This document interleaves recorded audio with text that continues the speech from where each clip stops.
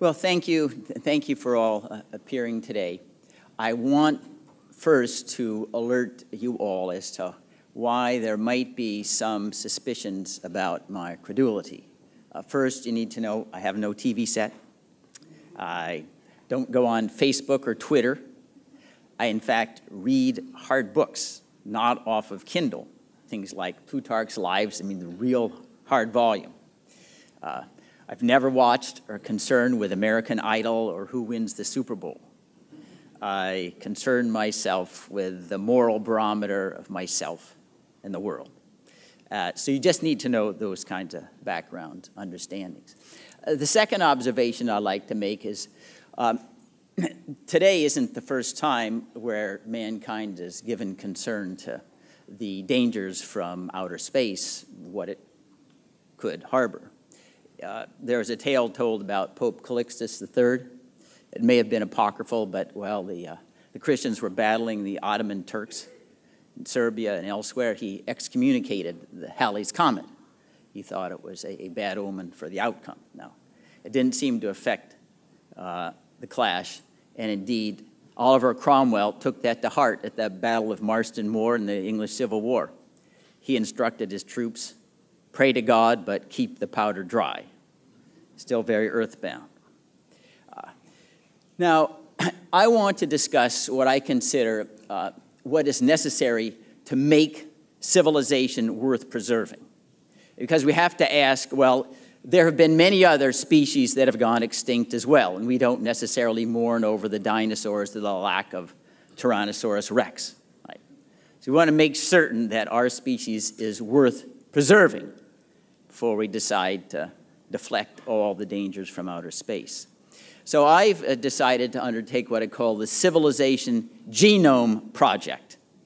It's different than the Human Genome Project because it focuses on what we need collectively as humans in organizing government and developing a political and social culture that's worthy of survival, that raises us above an animal-like existence, whose preoccupation is with money, power, sex, and creature comforts, domination for the sake of domination.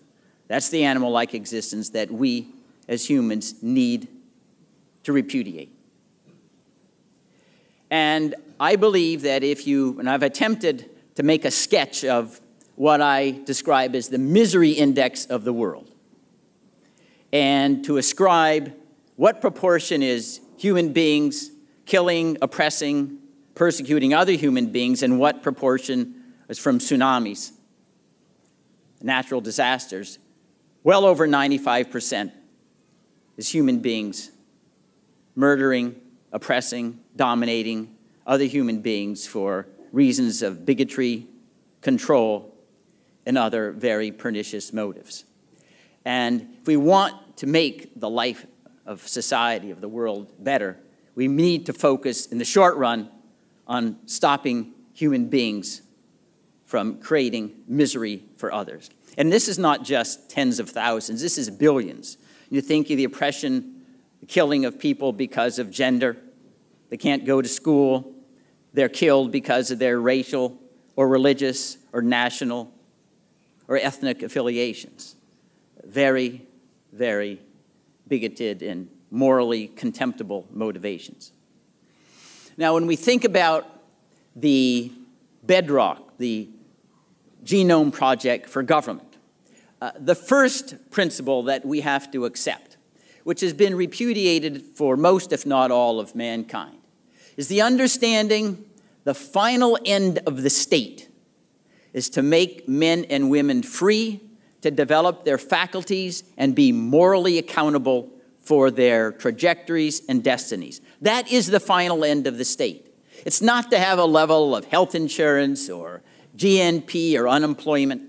It's not to dominate others and be number one or number two in the world like nations line up like football teams who get rankings every week, right? But that is the final end of the state. It is promoting individual challenge, strength, and happiness through their own ways. That is success. Success is not being able to tell other countries what to do. Success is not attempting to cram what you think virtue is down the throat of somebody else. Success is giving every individual a fair opportunity to succeed in their individual ambitions. That's the number one precept that needs to be inculcated amongst every single government of the world. And that would reduce the human misery index manyfold overnight. Now, the second fundamental genome principle of civilization is in the organization of government, recognizing, because men are not angels, we must separate or fragment power so no one faction can tyrannize over another. It's what our founding father James Madison styled making ambition counteract ambition. We cannot depend upon angelic features of those who cling to power, especially among the political species, who are not a random sample of the population. People are attracted to politics because they love domination. They have egomania. They need attention. And that's why we need checks and balances. We know what will happen. You give them limitless power, no matter what their background. For example, the current occupant of the White House, and he claims the authority to kill anyone on the planet. He says in secret, hey, you may be in imminent danger. You may be associated with Al-Qaeda. I need no checks. I always get it right. That's what happens with limitless power. So checks and balances, indispensable to creating civilization. Without it, tyranny ensues.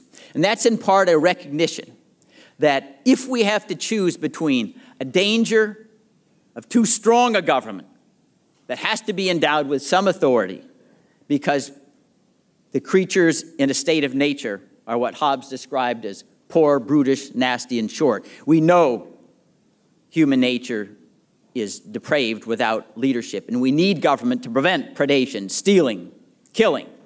But choosing between a too weak government and a too strong government, we know we have to choose for a weaker government because government is always capable of vastly more evil than any individual or group of individuals. If we think of the mass murders, the suicides, the genocides, Mao, Stalin, hundreds of millions, the genocides, the Holocaust, compared to individual murders, it dwarfs the amount of evil that can be perpetrated. And that's why the fundamental principle of all government action is the rule is liberty. The exception is encroachment on liberty. And the government always needs to surmount a very high hurdle to justify encroaching on your liberty, spying on you, detaining you, suppressing your speech, a very, very high standard. Because a government too strong is a government that will destroy the whole reason we have civilization and liberty. Now, perhaps the most important idea in the history of civilization, and the one that has to be inscribed in our government, is due process of law. It was the first recognition of man that I could be wrong. There's more than my way to look at an event. Nietzsche once said there are no facts, only interpretations. There's great wisdom in that. There are multiple ways to interpret an event. You don't have a monopoly on wisdom. Due process before you impose any kind of sanction, any kind of penalty. Hear the other side out. An opportunity for a defense. A decision by an impartial individual who has no vested interest in a particular outcome. Due process, that intellectual humility. I could be wrong. Has to be a centerpiece of every constitution, every governmental dispensation. Because we see what happens without due process. That is the history of injustice, right? Anonymous, unchallenged accusations that send anybody to prison, anyone to the death chambers. Those are the fundamental principles of government that are essential to preserving civilization. The last one, and perhaps the most important, is the understanding that nations as nations have no independent interest that transcends that of enabling all of its citizens to live free. There's no national interest in controlling resources, in expanding its territory, controlling oil supplies. This idea of national security, well, we don't dominate the East China Sea, the West China Sea, the Asia pivot. We have to control the Middle East. What is that? A nation as a nation, it's an artificial construct. They're only human beings. Nations are made of human beings. They say the goal of the nation, the final end, is to make the individual in that nation free, to develop their faculties and have moral accountability for what they do with their lives. That is success. The process itself is success. Now, these challenges that we confront are not at all novel. We aren't the first generation that has conceived of these necessities in order to diminish the misery index of the world. And it goes back to the Old Testament of Ecclesiastes. What has been will be again. What has been done will be done again. There is nothing new under the sun. Now, that doesn't mean there's not new technologies. He wasn't writing at the age of the internet, and I'm sure there'll be something that will supersede the internet. The technological changes, but the motivations of mankind, the challenges to live a life that's beyond the animal life existence, has been with us from the outset. It's like the French said, the more things change, the more they stay the same. Now, I've articulated at least the Genome Project with regard to how we conceive and construct governments. But government alone is not the success story that we need to pursue. We need a political and social culture as well. A political and social culture that undergirds these precepts of governmental action, if you will, or limits on government. And perhaps the most important social, cultural norm has to be one where you and me, the society in general, it honors and applauds what I call the adult virtues: wisdom, restraint, humility, modesty, resisting domination for the sake of domination, not selling our soul for a mess of pottage. That's what the social culture needs to reward.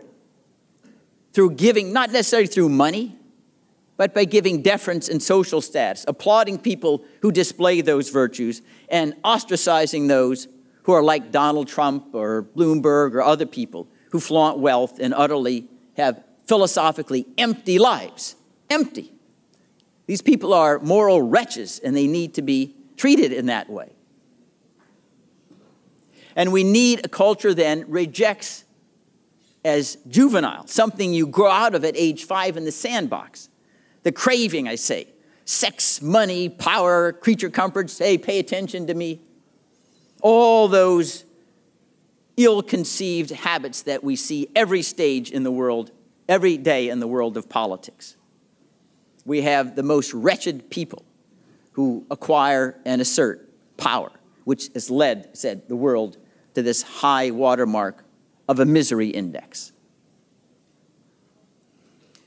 We need to go back in our own private lives as well and understand, as Socrates did, the unexamined life is not worth living. Just existence for its own sake is not good enough. We have to ask ourselves, why are we here? Why are we on this planet? What can we do to make life more gentle, more honorable than exists simply by pursuing and seeking gratification for appetites? The higher life form. And this is the challenge that civilization faces today. It has faced this challenge yesterday, and it will face this challenge tomorrow. Because every individual is born with the same DNA, right? It doesn't matter where, whether you're in New Zealand or in Siberia, the United States, and Somalia. All the species starts at the same point, the same DNA. And these same moral challenges are going to confront every generation.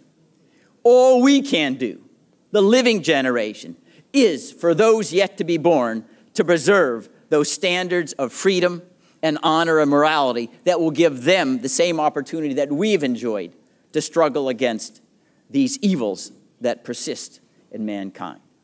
And that is what I suggest is our obligation in leaving the conference, the end of 2 days, is that we don't control the world. What we do control is us.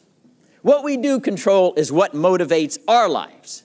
What we do control is whether or not within our space, within our ability to motivate others, we are able to live an honorable life that eliminates what we see as the oppression, the preoccupation with adolescent goals that has led to the degradation of the species, whether we're on the edge of a thermonuclear war. We've been that way for a long time. Most of you in the audience probably lived through the Cuban Missile Crisis, where we did think that maybe the earth would perish very soon. But remember, you control your destiny, your moral life. You can have no excuse for blaming somebody else on that. Now, we may not succeed. The history of mankind is not one that shows people with the greatest and most noble ideas succeed. Many of them get burned at the stake. Many of them perish without being rewarded at all for their courage and heroism. And we have to accept that may be our possibility as well, because we know in this audience we are not the majority. The majority sits on Wall Street. They're defense contractors. They've got vast amounts of wealth. They exert vast amounts of political power. They have a monopoly on legalized violence.